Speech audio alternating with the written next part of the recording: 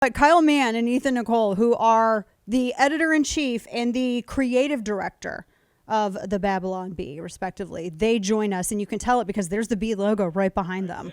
And they are kings, apparently, of misinformation, as we are warned. We've been warned by them, by the internet overlords, and they join us. Gentlemen, it's good to see you. Thank you for joining our Wayne's World show.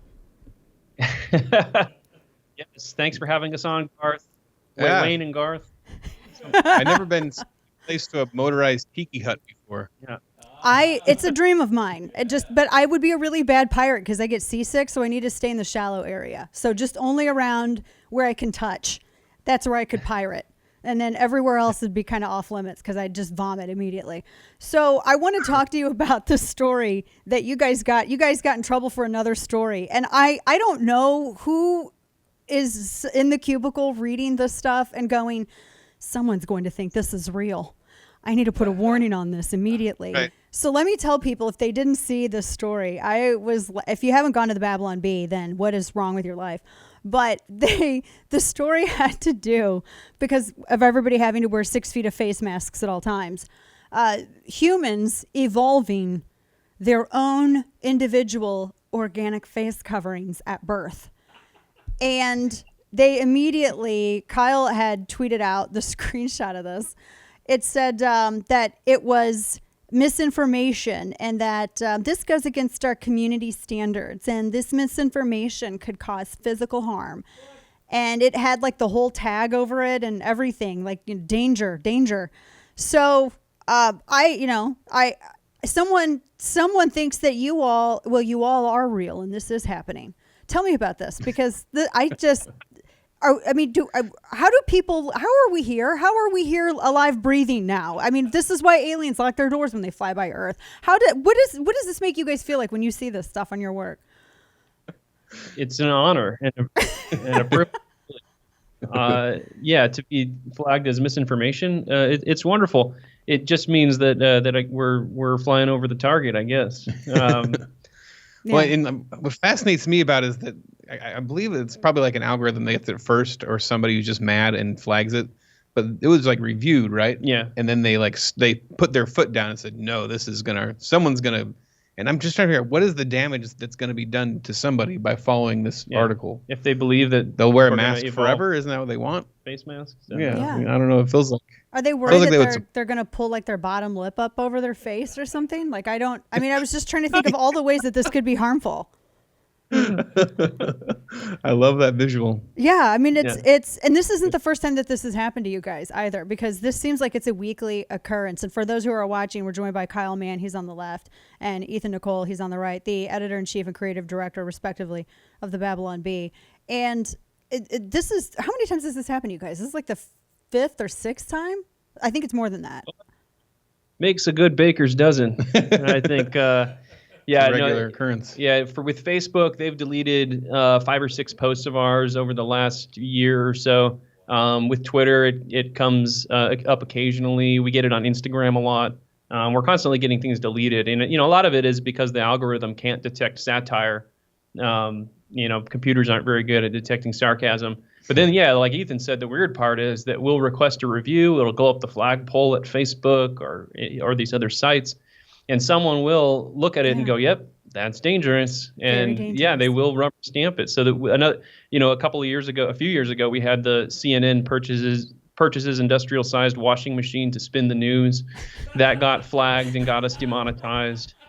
We had Senator Hirono demands Amy Coney Barrett be weighed against a duck to see if she's a witch. These got full Snopes fact checks too. Full on. They had their best agents on the case. Speaking of agents, I loved the story that you had the other day, and I actually keep checking back up on it on Facebook because I'm like, they're gonna take this down. After the CIA came out with their woke video, which was really creepy. You had the story, and I'm butchering this, I'm sure. I'm just from memory. You had the story, the CIA is going to go after ISIS for pronoun usage or something to that effect, and I'm just like waiting for that to get taken down. CIA uncovered the ISIS plot to use the wrong pronouns, and it's a very deadly terrorist plot. So we're all living in fear. But isn't that it? Everybody is so sensitive that I know nuance is dead, but what does that spell for satire? Because you guys, obviously, you traffic in satire, very dangerous thing nowadays. I mean, what are your thoughts on this? Because people are afraid to even they're just to be funny or lighthearted anymore, because everyone purposefully takes things seriously. They want to assume the worst of somebody as, I guess, some kind of substitute for coming up with, a thought that is more indicative of the human species, someone who's a rational thinker. And so people can't be that stupid. I hope to believe that they're just that mean to assume everything is that literal. I think part of the essence of making a joke is you're saying a thing everybody's thinking, but they either don't know how to put it or they're afraid to say it. And the way things are right now, joking is dangerous unless you're joking in the right direction. And so that's the thing. I think that they can't handle it if you're saying the thing that there's a lot of things right now that people feel like you're not supposed to say. And I feel like it's good that people feel like they can't say it. And so, being willing to take that stance, it makes it both. We make the jokes because we love to laugh, but also like you do kind of have to go, I don't know exactly what's going to happen in the future, but we're just going to keep doing it. Yeah. For sure. And to that, I think sometimes humor allows you, and satire particularly, one of the reasons why I think it's so valuable is just like what you were saying with all of this everybody's so incredibly sensitive that you can't even honestly, genuinely, in good faith share an opinion because someone's going to attack you. But satire allows people to kind of say the stuff that really does need to be said and needs to be explored, but you have that plausible deniability of humor with that. And now that's even being taken away. Everything just is boring. I mean, even comedies nowadays just are awful. Well, that's the thing, too. Like, you make a joke that makes a point against the left. It's kind of like that moment on Matilda when the kid's eating the chocolate cake and everybody starts cheering for him. Like, you're not supposed to be laughing and cheering right now. Yeah. No, I get it. Kyle, let me ask you this. We're talking with Kyle and Ethan of Babylon Bee. Kyle, let me ask you this. When you're working these topics, I mean, do you guys ever stop and think, oh, we're so going to get banned for this, or this one's going to get the account suspended? Or is that kind of the thought for everything you put out? I mean, we're ready for it. Like, yeah, we're absolutely ready for it. And I mean, it would only be good for us on some level. Yeah. I think it's inevitable that at some point we're breaking away from the mainstream social platforms. It's just an inevitability for us at this point. But yeah, we definitely have those conversations, and we'll run it up the flagpole and say, is this a joke that's worth getting banned from Twitter for? Because it might happen, and usually we'll say, yeah, it's worth it. And we haven't been completely permanently banned yet, so at least we have that going for us. And you guys have had some. Oh, sorry, go ahead, Ethan. Oh, yeah, sorry, that's true. That's just so fun. It's just always so funny ones they pick. It's so random. Yeah, it's hard to predict because the ones that we get worried about, that we're concerned will get banned for, they're fine. Yeah. And then we do a joke about Hirono getting weighed against a duck. And then that's and we get in trouble one. for it. What you actually had a little bit of a victory here against New York Times, because they had to correct, and pulling this up, they had this piece that they ran about you guys, where they were citing you. They said satire kept popping up as a blind spot. In 2019 and 2020, Facebook often dealt with far-right misinformation sites that use satire claims to protect their presence on the platform. And they said, you, particularly, you right-leaning site, traffic in misinformation under the guise of satire. They're I guess you have to explain satire now to the New York Times. Yeah, it's bizarre. And even their correction didn't really correct the issue. They just kind of moved it to a little side note.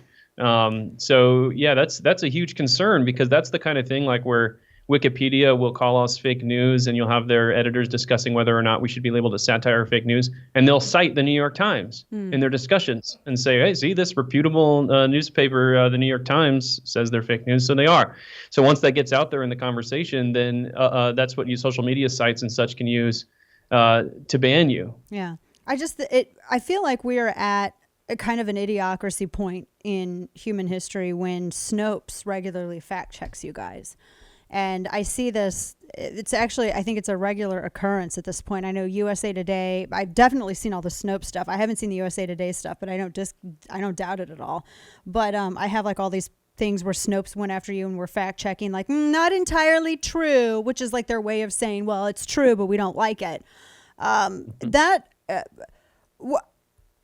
I really feel like words are getting redefined. Even veins of reporting and the way that people are reporting are being redefined and the boundaries are being redrawn. What are your guys' thoughts as to and this might be like a heavier question. I mean, I wanted to keep it fun and lighthearted and, and maybe make fun of, how apparently Bill Gates is a horrible sugar daddy. Because that cottage was awful. I just had to say that because I can't get over it.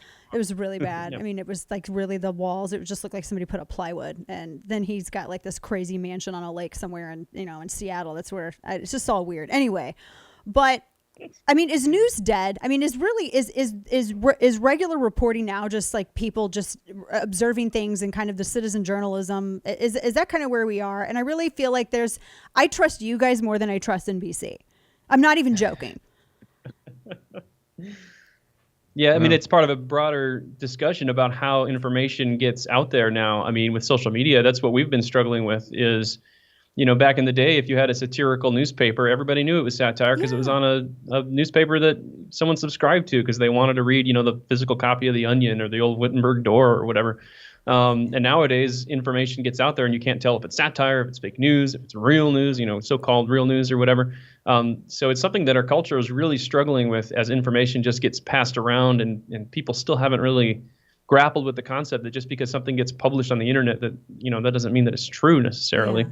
So it's a real problem for our society, I think, the way that people process information. And I think social media is largely to blame for the way that we passively consume content on, algorithm-driven platforms like Facebook and Twitter. Yeah, for sure. Yeah, and I think legacy media is like flailing. They don't know what to do the way that media is changing, the way information is changing. They're not the authority now, so they don't know what to do. Yeah, and even comedy's changing too, like how mainstream entertainment's getting out there. Yeah. So I mean, it probably freaks the Onion out that we're getting bigger numbers of them constantly right now, and it's insane.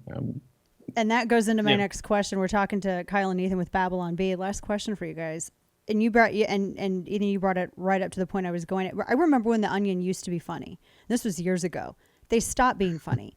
The left used to be the people who pushed the envelope and they were funny and they were the ones who were really good at saying the things that everybody thought but they didn't say. And it takes a level of courage and I think comfort in knowing what truth is and what truth is not and understanding logic, where I feel like they've sort of lost that grasp. At what point did the left stop being funny? Because even when they try now, it's just they're making a political statement and people think that's humor. But it's not. They can't laugh at themselves. They can't, really laugh at anybody else. It's just seriousness that masquerades as humor, and it's not. When did they lose that? When did that happen?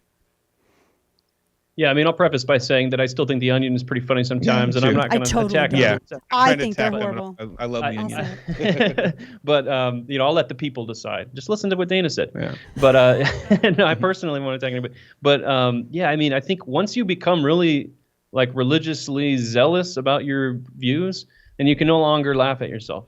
And that's kind of what us, conservative Christians were 50, 60 years ago. We were the people who couldn't laugh at a joke. Mm-hmm. And that made us a great target for satire and comedy, and rightly so. And now when you have the left that believes things, these far left ideas, and they believe them with religious fervor, all of a sudden all these topics become really, really ripe for comedy, because they're things that aren't supposed to be joked about, and that just makes it a great target. Yeah, and all of our inspirations are left-leaning comedians. They created us. We didn't learn all this from right-wing comedians.